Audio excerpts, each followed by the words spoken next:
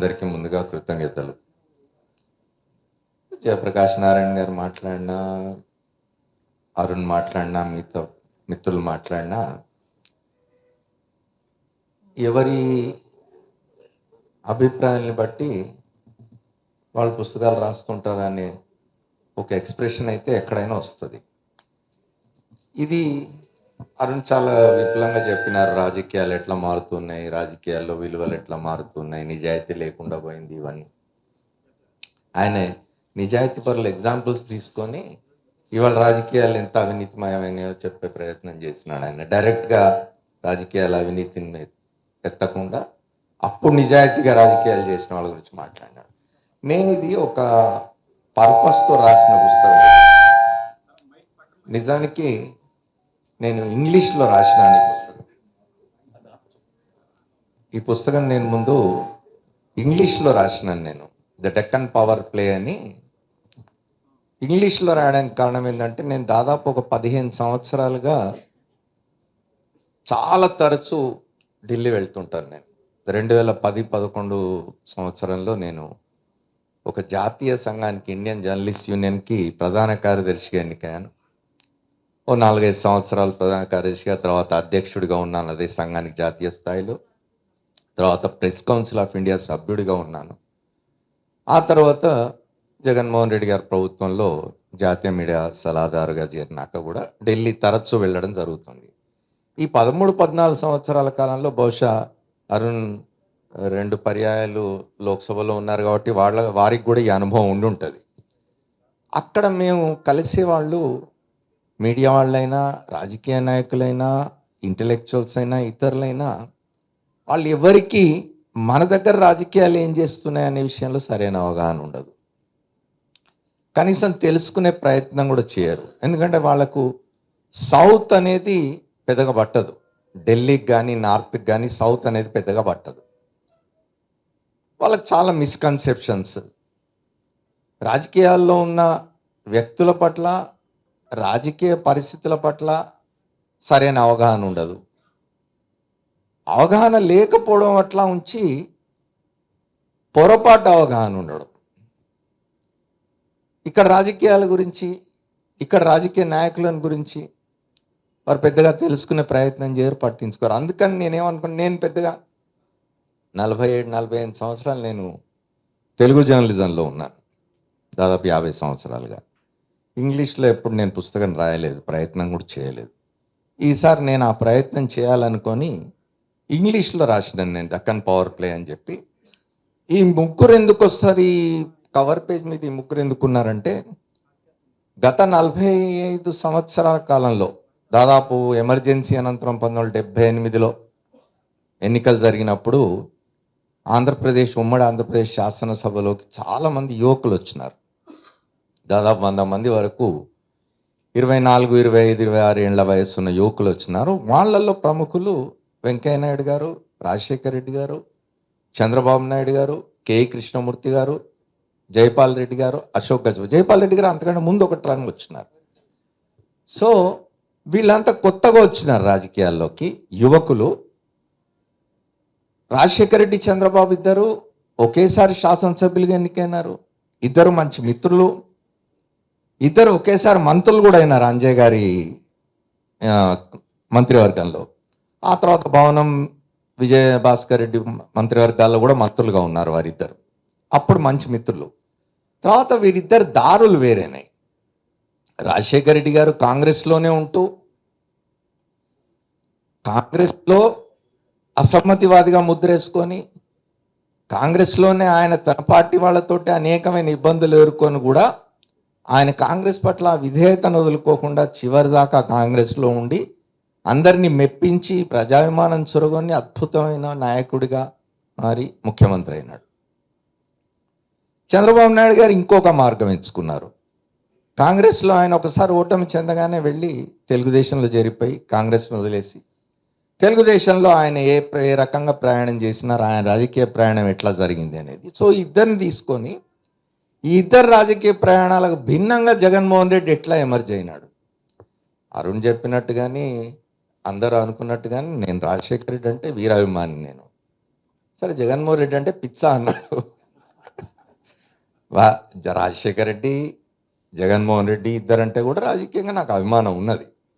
అయితే ఇక్కడ చూడాల్సింది ఏమిటంటే వాళ్ళిద్దరి పట్ల అభిమానం ఉంది కాబట్టి చంద్రబాబు నాయుడు గారి పట్ల పని కట్టుకొని వ్యతిరేకత ఉందని అనుకోవద్దు దయచేసి. ఇందులో రాసిన దాంట్లో డెఫినెట్గా చంద్రబాబు నాయుడు గారి ప్రయాణంలో కొన్ని ఇవి వస్తాయి. అంత మాత్రం చేత పని కట్టుకునేదో చంద్రబాబు నాయుడిని విమర్శించడానికో వ్యతిరేకించడానికో రాసింది కాదు. వెంకయ్యనాయుడు గారి గురించి ఎందుకు రాలేదని కొంతమంది అడిగారు. వెంకయ్యనాయుడు గారి ప్రయాణం పూర్తి భిన్నంగా జరిగింది. వారు ప్రత్యక్ష రాజకీయాల్లో 83 తర్వాత మళ్ళీ గెలవలేదు. 1-2 అటెంప్ట్స్ చేసినారు, కానీ వారు ఆర్ఎస్ఎస్ రాజకీయాల నుంచి వచ్చినారు. పరోక్ష రాజకీయాల్లో ఆయన తలెత్తులు ఎదిగినాడు. ఆయన 2 సార్లు కేంద్ర మంత్రిగా పనిచేసినారు. చివరికి ఉపరాష్ట్రపతిగా పనిచేసి రిటైర్ అయినారు. పార్టీ జాతీయ అధ్యక్షులుగా కూడా ఉన్నారు. కాబట్టి ఆయన ప్రయాణం వేరు. నేను ఈ ముగ్గురిది కంపారిటివ్ ఇది రాయడం కోసం అని చెప్పి, అది ఇంగ్లీష్ రీడర్స్ కోసం, ప్రధానంగా నార్త్ ఇండియాలో మన రాజకీయాల గురించి మరింత ఇంతకుముందు రాసినారు కొంతమంది. ఎన్టీ రామారావు గారి మీద పుస్తకాలు ఇంగ్లీష్లో వచ్చినాయి కొన్ని పుస్తకాలు. ఎన్టీ రామారావు గారి మీద రాసిన పుస్తకాలు లేదా ఇంగ్లీష్లో వచ్చిన కొన్ని పుస్తకాలు వ్యక్తి సెంట్రిక్గా జరిగినాయి. అంటే ఒక వ్యక్తి మీద, ఇప్పుడు చంద్రబాబు నాయుడు గారి మీద కొన్ని బుక్స్ వచ్చినాయి.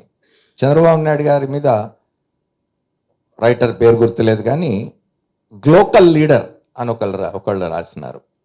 గ్లోకల్ అంటే గ్లోబల్ కమ్ లోకల్, అంటే ఆయన గ్లోబల్ లీడరు, లోకల్ లీడర్ కూడా అని. అంటే పూర్తిగా ఆయన చంద్రబాబు నాయుడు గారి గురించి రాసింది, అది ఎన్టీ రామారావు గారి గురించి రాసింది. అట్లా కాకుండా ఈ ముగ్గురిని తీసుకొని కంపారిటివ్గా రాయాలి, వీళ్ళ ముగ్గురి రాజకీయ ప్రయాణాన్ని కంపేర్ చేయడం కోసం అని చెప్పి రాసిన పుస్తకం ఇది. తప్పనిసరిగా అందరు చదవాలనేది నా కోరిక.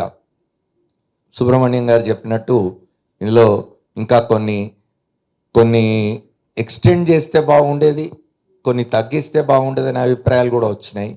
నేను మళ్ళీ ఇది ప్రధానంగా ఏంటంటే ఢిల్లీకి సంబంధించిన ఒక పబ్లిషర్స్, రూపా పబ్లికేషన్స్ అని ఢిల్లీలో చాలా ప్రెస్టీజియస్ పబ్లికేషన్స్, అది వాళ్ళు అంగీకరించి పుస్తకాలు ఇంగ్లీష్లో తెలుగులో వేయడం అనేది కూడా నాకు ఈ పుస్తకం బాగుందని ఒక కితాబ్ ఇచ్చినట్టుగా భావిస్తాను నేను. ఏదైనా కూడా నేను ఇది పుస్తకం బాగుంది అని నేను చెప్పుకోవడం కరెక్ట్ కాదు. చదివినప్పుడు తప్పనిసరిగా ప్రతి మనిషికి కొన్ని అభిప్రాయాలు ఉంటాయి, రాజకీయాల పట్ల ఒక అవగాహన ఉంటుంది. అందరం ముఖ్యంగా జర్నలిజం వంటి వృత్తిలో ఉన్న వాళ్ళం దగ్గరగా చూస్తాం రాజకీయ నాయకుల్ని, కాబట్టి చాలా విషయాలు తెలుస్తాయి. ఆ తెలిసిన విషయాల కారణంగా ఏర్పరచుకున్న కొన్ని అభిప్రాయాలు కూడా ఇందులో బహుశా వస్తే రావచ్చు. నేనేమి పూర్తిగా ఏమంటారు నిష్పక్షపాతంగా ఆబ్జెక్టివ్గా ఉన్నానని చెప్పుకోవడం లేదు. డెఫినెట్గా అరుణ్ చెప్పినట్టు రాజశేఖర్ రెడ్డి గారు నా అభిమాన నాయకుడు, జగన్మోహన్ రెడ్డి అంటే పిచ్చ కూడా ఉన్నట్టు కాదనడం లేదు. అంత మాత్రం చేత ఇది పూర్తిగా అసత్యాలు రాసినా కూడా, ఎందుకంటే చాలామందిని ఇందులో మేము అరుణ్ చెప్పినట్టు చాలామందితో మాట్లాడాం మేము. నా మిత్రుడు రామకృష్ణ ఉన్నాడు, నిజానికి ఈ పుస్తకం ఆయన రాసినట్టే అనుకోవాలి ఇది, ఎందుకంటే అంత రీసెర్చ్ చేసినాం మేము. చాలా పుస్తకాలు, దాదాపు ఒక 20-30 పుస్తకాలు రెఫర్ చేసినాం మేము ఇందులో చంద్రబాబు నాయుడు గారిని సమర్థిస్తున్న పుస్తకాలు కూడా, సమర్థిస్తూ రాసిన పుస్తకాలు, ఆయన చాలా గొప్ప నాయకుడు కూడా రాసిన పుస్తకాలని కూడా రెఫర్ చేసినాం. ఇందులో చాలా పుస్తకాలు రెఫర్ చేసిన, దాదాపు 2-2.5 సంవత్సరాలు మేము దీని మీద పనిచేసి ఈ బుక్ రాయడం జరిగింది. నేను ఇందులో చాలామంది వ్యాసాలు, అంటే నాయకుల పట్ల, రాజశేఖర రెడ్డి గారి పట్ల, చంద్రబాబు నాయుడు గారి పట్ల, జగన్మోహన్ రెడ్డి పట్ల తమ అభిప్రాయాలు తెలుపుతూ చాలా సీనియర్ పాత్రికేయులు రాసిన వ్యాసాలని కూడా మేము ఇందులో కోట్ చేసినాం. పాలగుమి సాయినాథ్ లాంటి వాళ్ళను, ఎస్ వెంకటనారాయణ లాంటి వాళ్ళను, సంజయ్ బారు లాంటి వాళ్ళను, మానవ హక్కుల నేత బాలగోపాల్ లాంటి వాళ్ళను, ఇట్లాంటి వాళ్ళందరినీ కూడా మేము ఇందులో రెఫర్ చేసాం. అంటే వాళ్ళు ఎవరి గురించి అభిప్రాయాలు చెప్పినారు అనేది కూడా ఇందులో వస్తుంది. అంటే దీంతో పాటు వీటన్నిటినీ చేసి నేను ఎట్లా చూసినాను ఈ రాజకీయాల్ని, ఎందుకంటే 78లో వాళ్ళు మొదటిసారి ఎమ్మెల్యేలు అయితే నేను 76లో వృత్తిలోకి వచ్చినాను. అంటే వాళ్ళు మొదటిసారి శాసనసభ్యులు అయిన దగ్గర నుంచి నేను రాజకీయాలను అనుకోకుండా, నేను మొదటి నుంచి కూడా రిపోర్టింగ్లో పొలిటికల్ బీట్లోనే ఉన్నాను, నాకు వేరే బీట్ లేదు. కాబట్టి అరుణ్ లాంటి వాళ్ళందరికీ నేను బాగా తెలుసు, రాజకీయాలే కవర్ చేసేవాడిని, పొలిటికల్ బీట్లోనే ఉన్నాను. కాబట్టి ఈ నాయకులందరితో కూడా చంద్రబాబు నాయుడు గారితో కూడా చాలా సన్నిహితంగా ఉండేవాళ్ళు. ఆయన ముఖ్యమంత్రిగా ఉన్న కాలంలో నేను ఆంధ్రప్రదేశ్ వర్కింగ్ జర్నలిస్ట్ యూనియన్ అధ్యక్షుడిగా ఉన్నాను. ఆ దీనిలో అనేక మార్లు వారిని కూడా కలుస్తూ ఉండేవాళ్ళం. వీళ్ళందరినీ దగ్గరగా అబ్జర్వ్ చేసినాను కాబట్టి నాకు ఇది రాయాలనిపించింది, రాసినాను. దయచేసి అందరూ చదవండి అని కోరుతూ నాకు ఈ అవకాశం ఇచ్చినందుకు మీ అందరికి కృతజ్ఞతలు. ఇంతసేపు ఓపికగా ఇక్కడ కూర్చొని విన్నందుకు కూడా కృతజ్ఞతలు.